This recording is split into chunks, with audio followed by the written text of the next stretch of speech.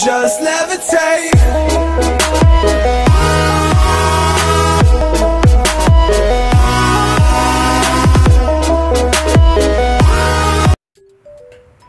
Assalamualaikum warahmatullahi wabarakatuh. Apa kabar anak-anak Umi sekalian? Semoga semuanya dalam keadaan sehat walafiat ya.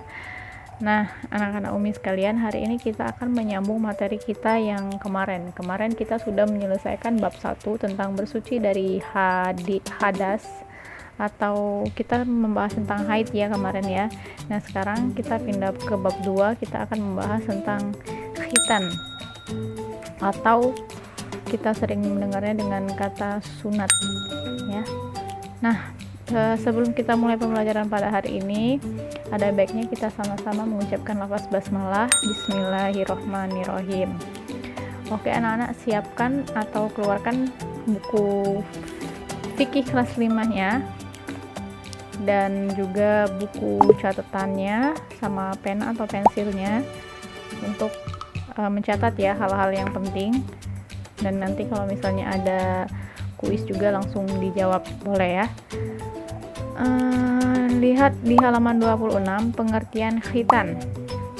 Itu ada pengertian khitan. Khitan itu berasal dari bahasa Arab khatana, yaitu artinya memotong. Di sini maksudnya memotong kulup atau pucuk kulit kelamin. Sedangkan dalam Kamus Besar Bahasa Indonesia, berkhitan itu artinya memotong kulit pada ujung kemaluan laki-laki atau bersunat. Menurut istilah, khitan adalah memotong kulit yang menutupi ujung kemaluan agar tidak terjadi penumpukan kotoran. Penumpukan kotoran air seni yang menempel pada kulit akan menyebabkan timbulnya penyakit kelamin.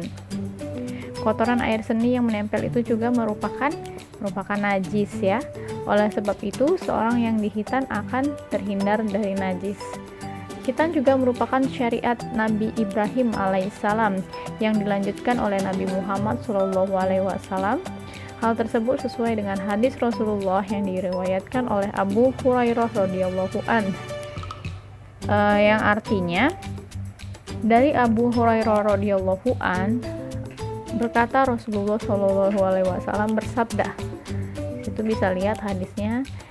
Ibrahim al-Khalil berkhitan setelah mencapai usia 80 tahun dan beliau berkhitan menggunakan kapak. Hadis riwayat Bukhari. Nah, di situ ketika kamu berkhitan berarti kamu telah menjalankan salah satu syariat Islam yang dicontohkan Nabi Muhammad SAW dan sebagai upaya untuk menjaga kebersihan dan kesehatan tubuh. Lanjut ke bagian B, hukum melaksanakan khitan. Nah, khitan ini dilaksanakan dengan mengikuti syariat Nabi Ibrahim alaihissalam ya, yang kemudian dilanjutkan oleh Nabi Muhammad SAW. Syariat yang dibawa Nabi Ibrahim alaihissalam dari Allah Subhanahu wa taala merupakan ajaran yang benar dan lurus sebagaimana dengan firman Allah Subhanahu wa taala dalam Al-Qur'an surat Al-Imran ayat 95 yang artinya, katakanlah Muhammad, benarlah segala yang difirmankan Allah, maka ikutilah agama Ibrahim yang lurus dan dia tidaklah termasuk orang yang musyrik. Menurut sejarah, nah ini sejarahnya nih. Menurut sejarah, Nabi Ibrahim alaihissalam dikhitan ketika beliau berusia 80 tahun. Nabi Ismail alaihissalam dikhitan pada usia umur 7 tahun. Nah, adapun Nabi Muhammad SAW dikhitan ketika masih kecil oleh kakeknya Abdul Muthalib. Dengan demikian, khitan merupakan salah satu bukti bahwa secara fitrah manusia ingin bersih dari kotoran, najis, dan memiliki badan yang sehat. Menurut mayoritas ulama, hukum khitan wajib ya bagi laki-laki. Adapun kalau bagi perempuan hukumnya sunnah karena merupakan suatu kemuliaan bagi yang melakukan. Nah, itu. Jadi khitan bagi laki-laki itu hukumnya wajib ya. Kelas 5 udah khitan semua kan pasti ya. Udah sunat semua ya. Nah, bagi perempuan hukumnya adalah sunnah. Nah, di sini ada manfaat khitan. seperti yang sudah di Umi jelaskan tadi, manfaat khitan itu banyak sekali. Yang pertama adalah membersihkan kotoran ya, yang terutama dari air seni atau air kencing ya. Nah, jadi kalau misalnya orang yang belum dihitan, air kencing itu akan menempel pada ujung kemaluan. Tapi kalau misalnya sudah disunat atau dihitan, itu nggak ada lagi kotoran air seni yang menempel karena dia udah kebuka. Kita jangan tabu ya membahas ini karena ini adalah pelajaran yang termasuk penting ya. Jangan tabu atau jangan malu-malu ya.